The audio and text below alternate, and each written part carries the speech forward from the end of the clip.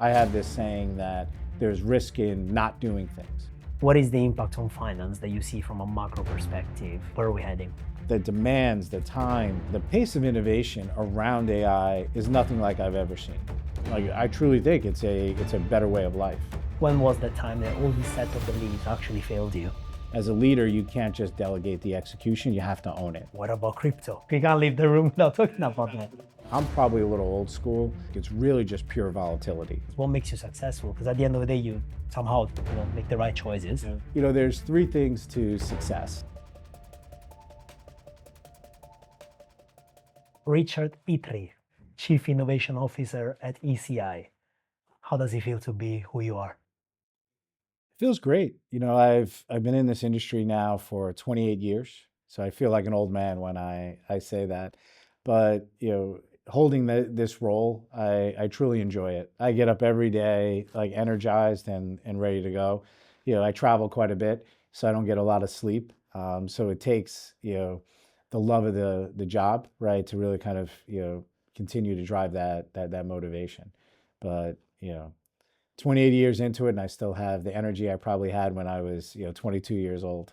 So Speaking of which, we were chatting earlier. You told me this story about IBM and how you got your first PC, right? yes. I think it's pretty awesome. Do you want to share it? Sure. So, I think it was about 10 years old. My dad, who's worked construction his whole life, was building an IBM office building and saw one of the computers there. And my dad had seen computers in other places. And the person who worked there told him that, hey, like, this is the next wave of innovation. Like, if you have kids, you need to teach them how to use this, thing. So my dad, got an IBM computer through someone who worked there and gave it to my brother and I for Christmas. And like my dad always did, he wanted to make sure we utilized things to his fullest. So instead of going to sports camp that summer, we went to computer camp. So my brother and I learned how to program that summer, learned how to use the different applications. My dad bought all of these books around how to use the computer itself, and we sat there trying to figure out how to program and how to utilize the different pieces of functionality. And I look at that moment, and that really steered me to where I am today. Where are you today? Would you say you're a more tech person or a finance person?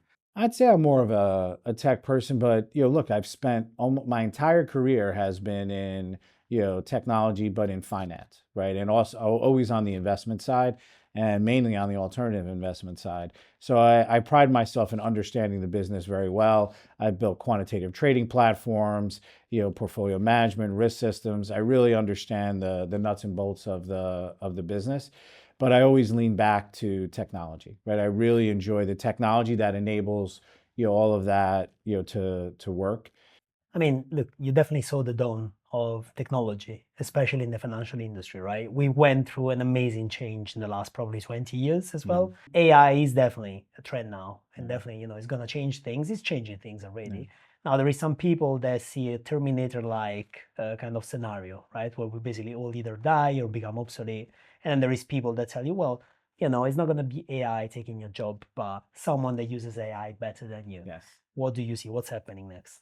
I think the pace of innovation around AI is nothing like I've ever seen, right?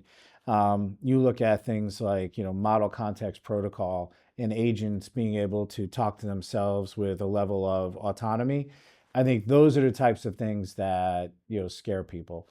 Is there a Terminator type scenario on the table? I don't, look, I don't have that level of vision or pessimism, right? I don't think that we're headed in that direction. I think we're headed in I truly think it's a better way of life. Like, I just look at the AI tools that I've been leveraging over the last 2.5 years. It saves me 10 to 15 hours a week. Now, am I working less hours? Yeah, like to a degree, but I'm also focusing my time on more salient things, right? I get up in the morning, I can quickly see like what are the key items I need to follow up on today, what came in overnight that needs to be addressed. That saves 20, 30, 40 minutes. Meeting summaries, just simple technology, really simple things that make everyday life much easier. I said on the panel today, if you really think about the pace of business, right, since 2020, it's increased like tenfold, right? Like the demands, the time, the pace at which things move, even within finance. But the technology hadn't caught up, right? So we were working a lot more hours, strenuous hours. AI, I think, alleviates, a bit of that, gives us back that the one thing that you can't really buy is time, right?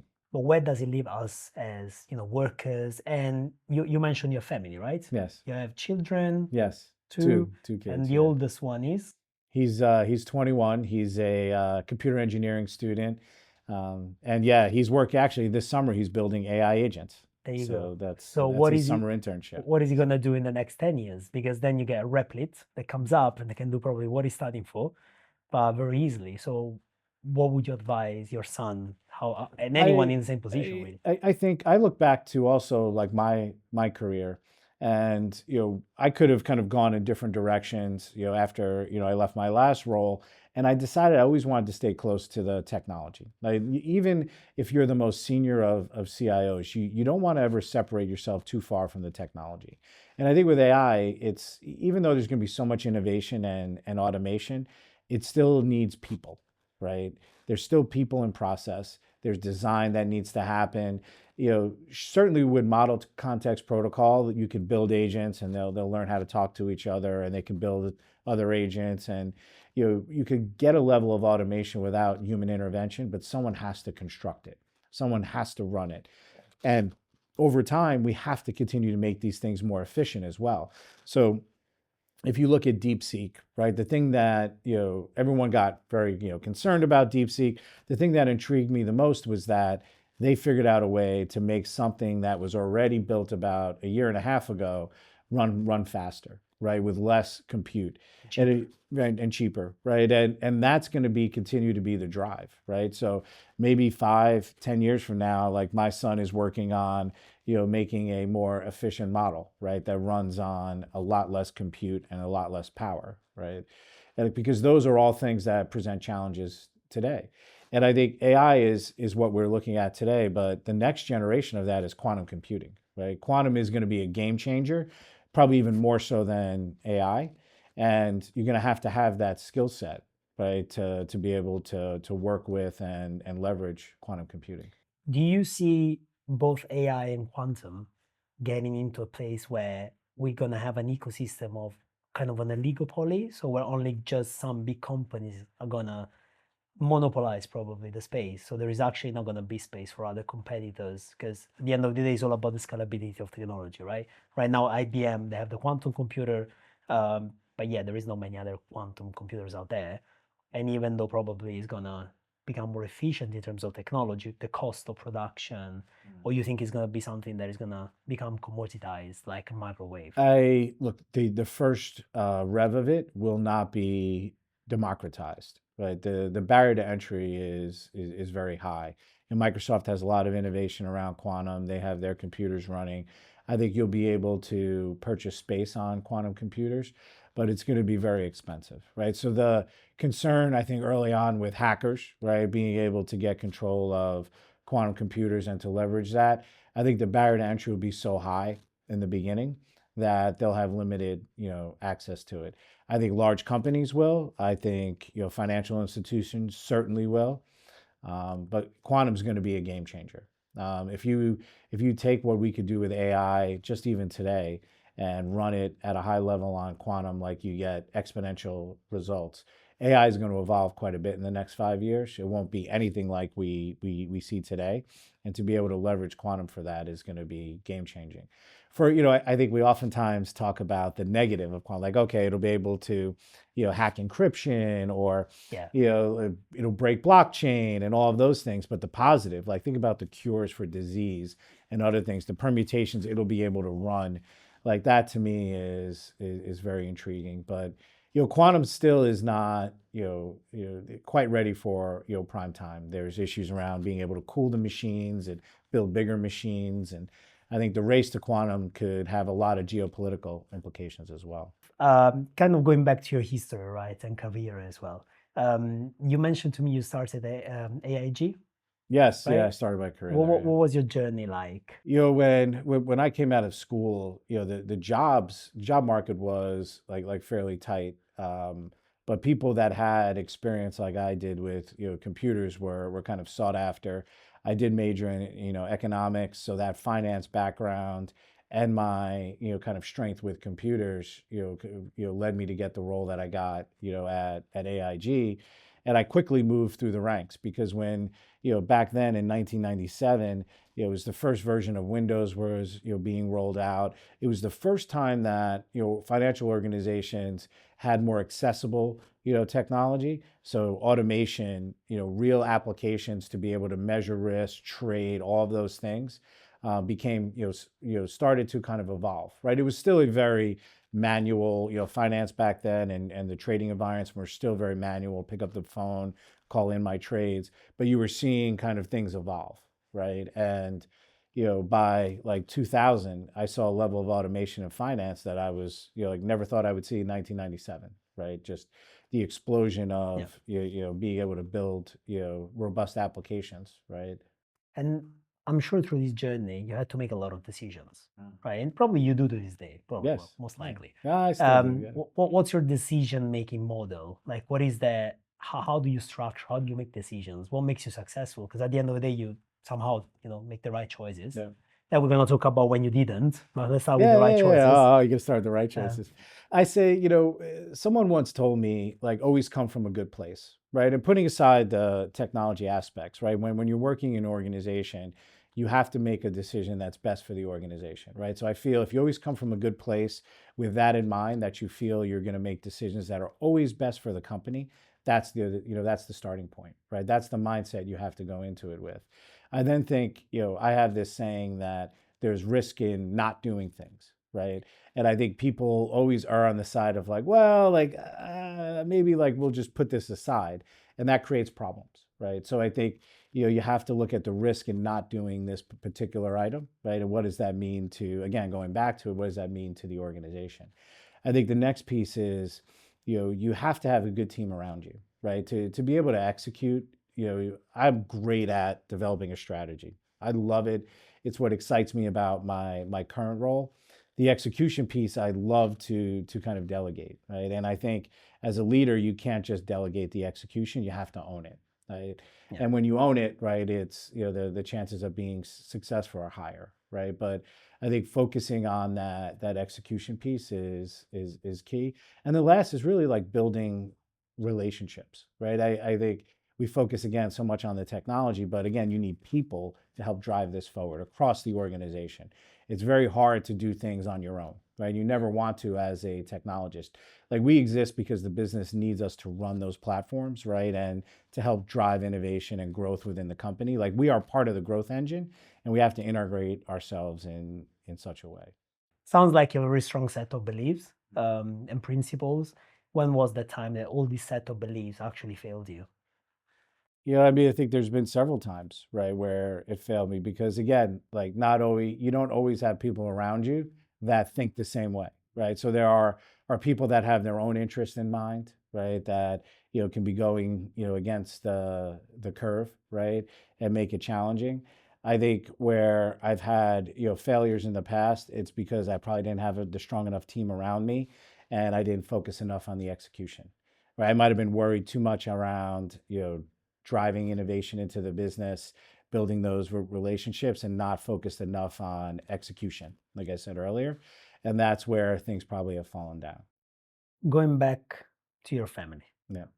what legacy are you leaving today to your children? Or are you building? Yeah, I think, look, that's a good question. I think I want I always say this to my son. I say it to my daughter, right? But she's only, 10. So I think she flies over her head sometimes. She's like, Dad, you're crazy. My son, I think, is probably tired of hearing it, but there's three things to success, I feel, right? I feel it's knowledge, means, and will, right? Knowledge comes with time, comes with going to school. Means at some point someone has to put you in a position to succeed, right? Throughout my career, I've been lucky to be exposed to great people who have put me in a position to succeed. I always look at that, with my, employees, but also with my family. Like my goal is to put my children in the best position ever to succeed in life. But the one thing I can't really help them with is will. Like you have to have the will, right? And I tell that to my, son all the time. You can lack knowledge and you can lack means, but if you have the will, you'll overcome those two things, right? And that is what I want to leave my kids. I would like them to understand that aspect of things. Let's talk a little bit of financial industry, Yeah. okay? Because we haven't really touched on that. Private markets definitely going to be impacted by the technological change, but other than the technological impact, we're definitely living a very troubled time, especially Yes. these days, Yes. right? Yeah. What is the impact on finance that you see from a macro perspective? Where are we heading? I think instability creates, a very kind of unstable market, right? And it's very hard, whether it's even private markets or public markets, to look at like long-term investment, given what's going on across the globe now, right? So it's not even just isolated with, you could say, okay, oil or, farming or commodities or, the tariff stuff created a lot of turmoil, right, in the markets. Things seem to stabilize, and now we have more of a global war going on, right? So I have the issues in the Ukraine and Russia, Iran, the U.S. and Israel, right? Destabilizing the Middle East. It's making a very unpredictable market. I think where I see things going is it's back to like fundamentals, right? So probably less risk taking and more like, hey, not leaning so much on, I think this company can evolve into this. It's more of, I think this company can do this, and this is what I'm going to bet on that they do, right? And I think for private markets, they're going to, that basically means squeezing valuations, right? I think M&A will probably slow, right? Because people don't again want to take risk. Rates are going to continue to stay high, likely, so that'll slow lending, right? So M&A will probably slow a bit.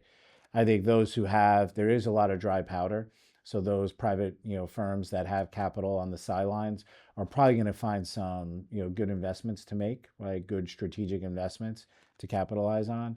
But it's hard to predict. Like, look, if I was great at that, I probably wouldn't just be doing Fair enough. technology. Fair enough. But I think like that from a high level is what I see. It's what I my experience tells me, and it's what I think I'm seeing from some of our clients and in the marketplace in general. Do you think there is any industry of focus specifically other than the tech and AI? Because of course that's top of mind for everyone. Yeah, I mean, look, tech and AI is always going to be, I think, a big focus. I mean, I lived so much of my life in that space, but I would say ancillary to that, it's really the things that drive that, right? So energy, right, is a huge problem, right, around the world. What are we going to do to solve for that, right? The compute needs are only going to increase. Hopefully, there's some efficiencies there, but where efficiencies are gained, we'll lose it in other areas, right, with just growth and maybe quantum and other things. So how do we drive that? I think like nuclear fusion or fission, right, will be something that can really kind of stabilize the energy needs, and not have as much risk as it once did, right, as nuclear energy once posed. But solving that problem, I think, is there's a lot of money going into that right now and investment there. I mean, look, you serve it to me on a golden plate because you spoke about AI now, quantum, energy. What about crypto? Because hey, Ah, it's just like like we can't leave the room without talking about about that. about crypto. I think when you asked, I think question previously about like investment style, like crypto is incredibly powerful, right? Like it looked at how it's evolved. I mean, I'm probably a little old school, and look at it and say like, look, it's really just pure volatility, right? You're trading the ups and the downs around it. I think it's going to continue to grow and expand, right? There's just so much mainstream money now flowing into crypto.